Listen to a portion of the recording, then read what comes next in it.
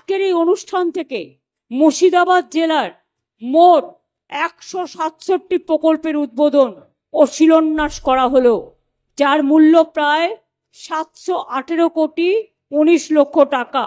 এর মধ্যে উদ্বোধন করা হলো 93টি প্রকল্প, শিলান্যাস করা হলো 34টি প্রকল্প। আজকে যেগুলো উদ্বোধন মানে হয়ে গেছে কাজ, সেটা হচ্ছে কুলি মোরগ্রাম রাস্তার মান উন্নয়ন 127 কোটি 65 লক্ষ টাকা দিয়ে, বহরমপুর 34 নম্বর জাতীয় সড়কের মান উন্নয়ন 24 কোটি 47 লক্ষ টাকা, কান্দি মহকুমা হাসপাতালে 100 বেডের ইনডোর এবং এমার্জেন্সি বিল্ডিং এবং 6টি বেডের ডায়ালিসিস সেন্টার চালু করা হলো। সুতরাং এর জন্য 12 কোটি 52 লক্ষ টাকা খরচ হয়েছে। মুর্শিদাবাদ মেডিকেল কলেজে 20 বেডের dialysis centre, level 2 trauma care unit এবং 12 বেডের বার্ন কেয়ার ইউনিট, এর জন্য 5 কোটি 98 লক্ষ টাকা দেওয়া হয়েছে।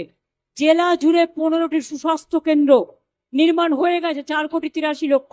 শামশেরগঞ্জের অরূপনগরে আমি বলেছিলাম একটা বিড়ি হাসপাতাল করব, এখানে বিড়ি কর্মীর সংখ্যা বেশি, তাদের জন্য 100 বেডের বিড়ি হাসপাতাল নির্মাণ করে দেওয়া হয়েছে।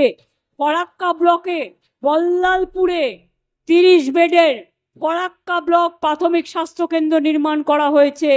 নওদা ব্লকের আমতলা গ্রামীণ হাসপাতাল, সাগরদিঘি ব্লকের গৌরীপুর প্রাথমিক স্বাস্থ্য কেন্দ্রের নতুন ইনডোর বিল্ডিং নির্মাণ করা হয়েছে।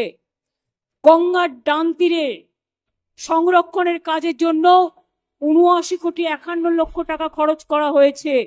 জেলা জুড়ে বিভিন্ন ব্লকের বিদ্যালয়ের পরিকাঠামো নির্মাণের জন্য 44 কোটি 45 লক্ষ টাকা খরচ করা হয়েছে।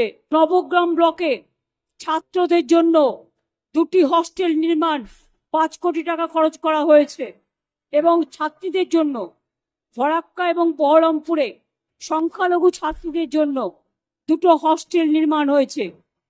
এছাড়াও বড়ুয়া ব্লকে পানীয় জল প্রকল্পে 11 কোটি 17 লক্ষ টাকা দেওয়া হয়েছে। বহরমপুর পৌরসভায় খাদি প্রোডাকশন সেন্টার নির্মাণ 4 কোটি 76 লক্ষ টাকা দেওয়া হয়েছে।